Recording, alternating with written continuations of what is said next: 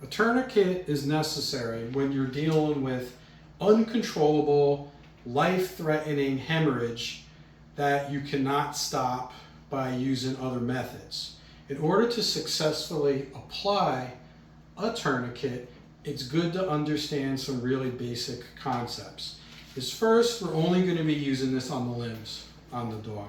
No matter where the dog is bleeding on their limbs, you are going to apply the tourniquet on the upper part of the leg. Above wherever the bleeding is, the tourniquet goes closer to the body. You're putting the tourniquet above where the knee is or above where the elbow is. By above, I mean closer to the body, the medius parts of the body over here. This is going to be the most effective and safest place to apply the tourniquet. Also, if you're thinking that a dog is going to automatically lose a limb if you apply a tourniquet, studies show that you generally have at least 2 hours, if you apply a tourniquet properly, for the dog to be able to be treated without any other additional side effects, especially if you keep in mind certain things. For example, the wider the tourniquet is, the better.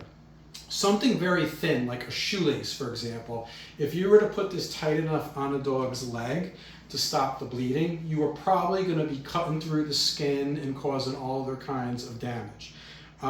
Also, you want something at least probably about 1.5 inches minimum, I would say, when you're doing a tourniquet. Also, when you tighten the tourniquet, ideally you want to tighten the tourniquet just enough so it stops the bleeding. Anything more than that is just additional pressure, which could cause additional injury. So let me demonstrate.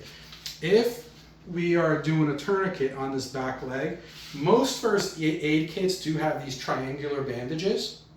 And these are usually long enough to do a tourniquet, and you could take them out and roll them up. So they're about 1.5 inches wide, and you take it and you put it high on the leg above the knee, and what you do is you're going to do one knot like this, tighten it good, then you are going to do a second knot.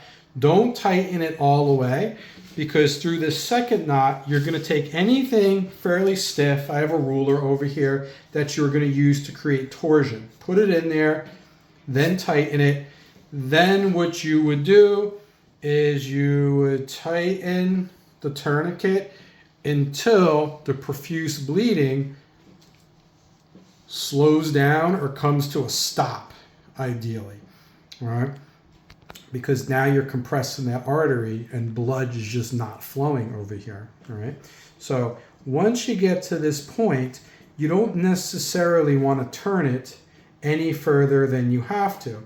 So the trickiest part, I think, about a tourniquet is just making sure that you secure your torsion stick where it is. If you're using something like a triangular bandage, depending on the size of the dog, you may have enough of the bandage left here where you can take it and you see which way it wants to unwind, wrap one end of this around so it can't unwind, and then you take the other side and you wrap it around so it's going the opposite way.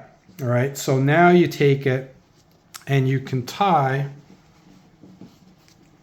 take this, and if you have enough, you can make a second knot and secure it. Now, if you do not have enough on one, you could take anything else, and it's not going to be as important that it's thicker. You probably could use a shoelace even if you wanted. You could always use something else if you wanted to secure this in place, right? So you can always take something else to secure. So for example, I could take something like this and still secure it, all right? It's not exactly how you do it.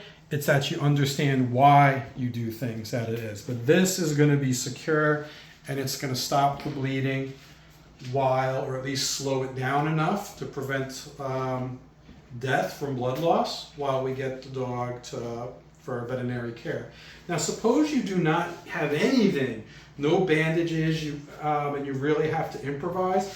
I'm going to show another way that's not ideal, but if we're talking about potentially a dog dying from profuse bleeding, you do whatever you can. I'm just going to use a leash, because typically if you have a dog and it got injured, you may at least have its leash around the area.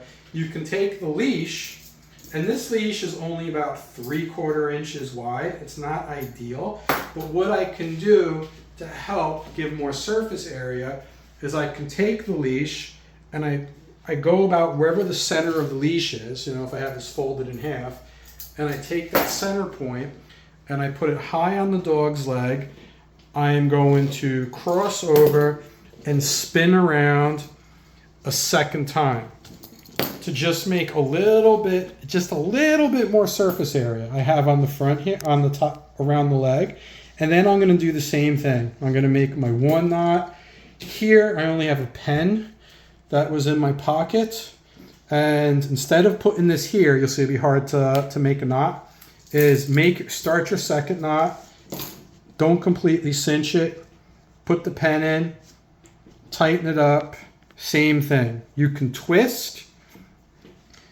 And if you were over twisting, a pen is the kind of thing that could break on you, or a pencil. But if you're twisting it just enough where the bleeding has stopped, you can do the same thing here. If the leash is long enough, you know which way it wants to unspin, wrap it around, prevent it from going that way. You do the opposite with the other side of the leash. Then you come around and you do a knot as necessary. All right. So other things with the tourniquet, you would have to watch, follow a whole, take the whole first aid course to remember. A prerequisite to this, of course, is safety. If I'm getting bitten up by a dog in pain, I would never be able to do this. Understand how to muzzle a dog as necessary, and how to do some basic restraints to keep the dog still. In the ideal situation, you have a second person to help you out. However, if you are by yourself, if you understand the basics, if you have any chance of improvising or multitasking, doing these things, your best chance is if you are fluent in everything you need to do to keep yourself safe and the dog still while you're treating an injury. If you have any questions, just let me know.